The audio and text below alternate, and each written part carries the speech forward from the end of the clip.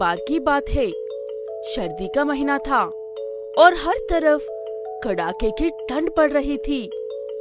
रमन गांव से अपनी पत्नी शीला के साथ शहर आता है। अरे शीला, हम दोनों पैसे कमाने के लिए गांव से शहर तो आ गए हैं, पर यहाँ तो हमें कोई काम ही नहीं मिला। ऊपर से इतनी कड़ाके के सर्दी में रहने के लिए घर तक नहीं है हमारे पास। आजी, हमारे पास तो पैसे भी नहीं है और भूख भी बहुत लगी है। ऊपर से ये सर्दी, ऐसा लगता है कि हमारी जान लेकर रहेगी। ऐसा बोलकर दोनों सड़क के किनारे जाकर बैठ जाते हैं।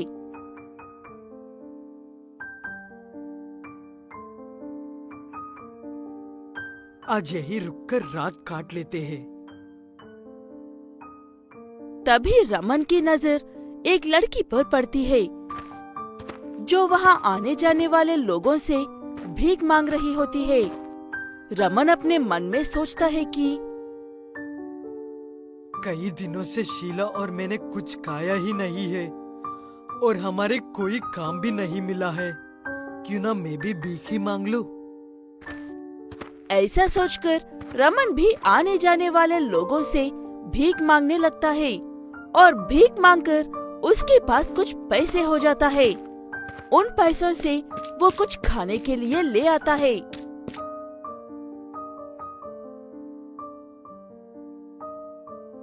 हे भगवान, कुछ भूख कम हुई। आजी, जब तक हमें कुछ काम नहीं मिल जाता तब तक पेट भरने के लिए भीख ही मांगकर काम चला लेते हैं।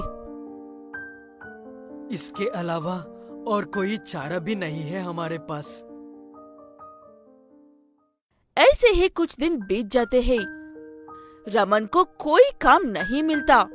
वो सड़कों पर भीख मांगा कर जैसे तैसे गुजारा कर रहा था।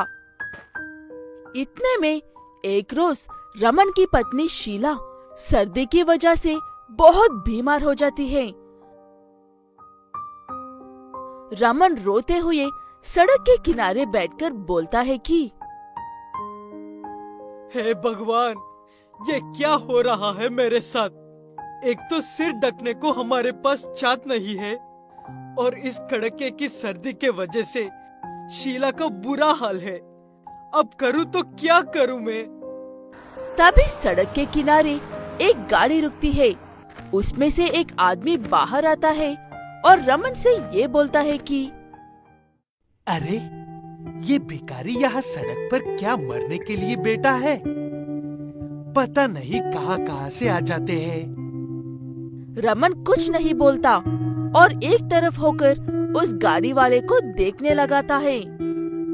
वो गाड़ी वाला आदमी अपनी पैंट की जेब से मोबाइल फोन निकलता है और फोन पर बात करने लगता है। फोन निकलते हुए उसकी जेब से 1-2 हजार का नोट निकलकर गिर जाता है। रमन वो नोट उठाता है और उस गाड़ी वाले से बोलता है कि अरे साहब, आपकी जेब में से ये नोट गिर गया है। गाड़ी वाला आदमी अपने जेब में हाथ डालकर देखता है। हाँ, ये नोट तो मेरा ही है। ये कब गिरा मुझे पता भी नहीं चला। तुम तो बहुत ही ईमानदार भिखारी निकले। तुम ये नोट लेकर भाग भी सकते थे, पर तुमने ऐसा नहीं किया। आजी साहब, हालात ने हमें भिखारी बना दिया। पर साहब, हम भिखारी जरूर है, पर बेईमान और चोर नहीं। गाड़ी वाला आदमी रमन की बात सुनकर बहुत ही खुश होता है और अपनी जेब से 100 रुपए निकलकर रमन को देता है। अरे साहब, ये एक भिखारी को इतने पैसे? मुझे तुम्हारी बात बहुत ही अच्छी लगी और आदमी भी तुम ईमानदार हो। बस इसीलिए दिल किया कि तुम्हें 100 रुपए दूं। साहब, ये एक बात कहूँ, अगर आप बुरा ना मानो तो? हाँ हाँ, बोलो। साहब, क्या आप इन 100 रुपए के बदले में मुझे कोई काम दे सकते हैं? मैं कोई भी काम करने के लिए तैयार हूँ। जैसे भी छोटी मोटी काम हो मैं करने के लिए तैयार हूँ। वो क्या है ना साहब, भीख मांगना तो हमारी मजबूरी है।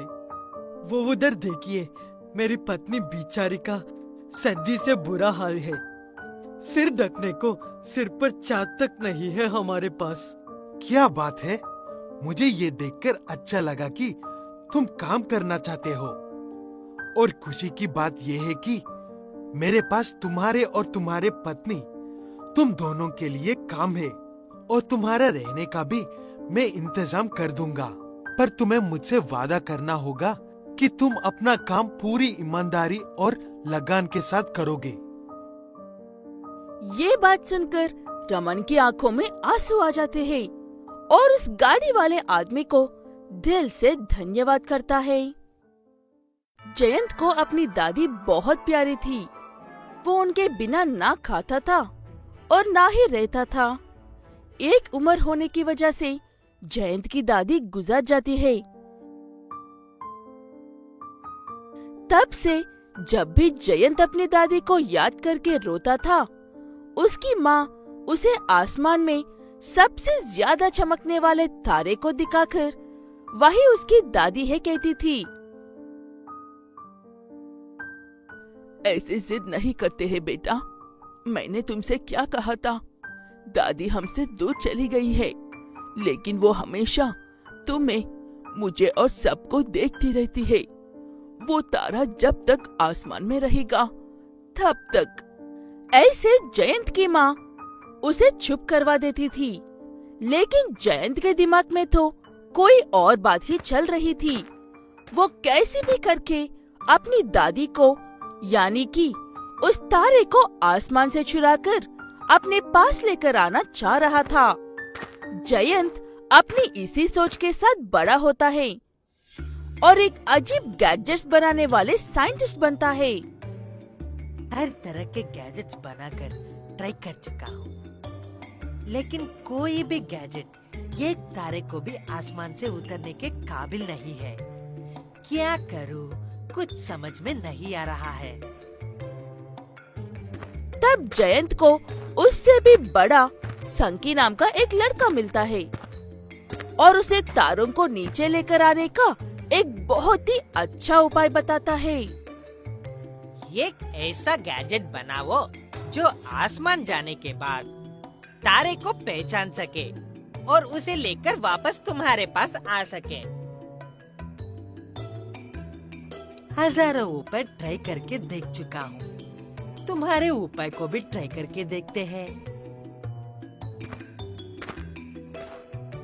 ये कहते हुए जयंत वैसे ही एक गैजेट बनाता है। वो गैजेट तो बना लेता है और सफलता से काम भी करता है, लेकिन उस यंत्र को किस तारे को लेकर आना ये ज्ञान नहीं था। जयंत को सबसे ज्यादा चमकने वाला तारा चाहिए था, क्योंकि उसे अब भी यही लगता था कि वो उसकी दादी माँ है। वो यंत्र आसमान में जा रहा था और हर रोज एक तारा तोड़कर लेकर आ रहा था। हर रोज आसमान में से एक तारा खोने की वजह से खगोल विज्ञानी परेशान हो रहे थे और वो खबर एक सनसनी बन जाती है। हर शहर और गलियों में अब इसी बात की चर्चा हो रही थी। सुनने में आया है कि कोई तारे चुरा रहे हैं। क्या ये बात सच है हरी बाबू? हरी बाबू से क्या पूछते हो, मैं बताता हूँ, सुनो। सबका अंत नजदीक आ गया है, ये उसी का शुरुआत है। हम कुछ नहीं कर सकते हैं, सिर्फ बैठकर अंत का इंतजार करना होगा। ऐसा कोई बात नहीं है, तुम सब चिंता मत करो। ये सिर्फ एक पागल वैज्ञानिक का काम है, या फिर हमारे साइंटिस्ट से कोई गड़बड़ हो रही है। ये कहकर हरी बाबू वहाँ से चला जाता है। वही पास में खड़ी होकर सुन रही जयंत की माँ को अनुमान होने लगता है कि कहीं वो काम उन्हीं के बेटे तो नहीं की है। इसी सोच को अपने दिमाग में रखकर जयंत जब घर आता है तब उसकी माँ उससे तारों की चोरी के बारे में पूछती है। जयंत बेटा, सच सच बता कि उन तारों की चोरी के पीछे तेरा कोई हाथ नहीं है ना? मैंने आपसे कहा था कि मैं दादी को वापस लेकर रहूंगा और जब तक मैं उन्हें वापस नहीं लेकर आ जाता तब तक मैं नहीं रुकूंगा। तब जयंत की माँ परेशान होकर अपना सर पकड़ लेती है और उससे ये बात अच्छे से समझाती है कि वो उसे ऐसा इसलिए कहती थी क्योंकि वो बहुत ज्यादा जिद करता था। उनके पास उसे चुप करवाने का दूसरा कोई रास्ता नहीं था।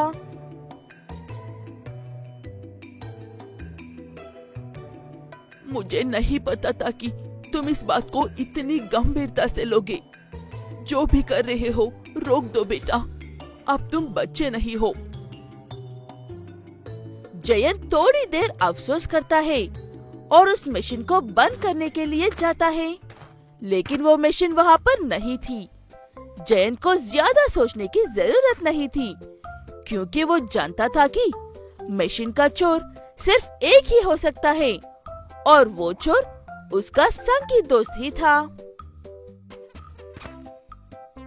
संगी बेवकूफ एक ही बार में उस यंत्र से सारे ब्रह्मांड के चुराने की योजना बना रहा था। जयंत ये सब बचपन की सोच में कर रहा था, लेकिन वो संगी के इरादे कुछ ठीक नहीं थे। इसलिए जयंत उसे पुलिस वालों को पकड़वा देता है और वो ये सब पागलपन छोड़कर अपने ज्ञान का सही इस्तेमाल करता है, जिससे समाज का भला होता है।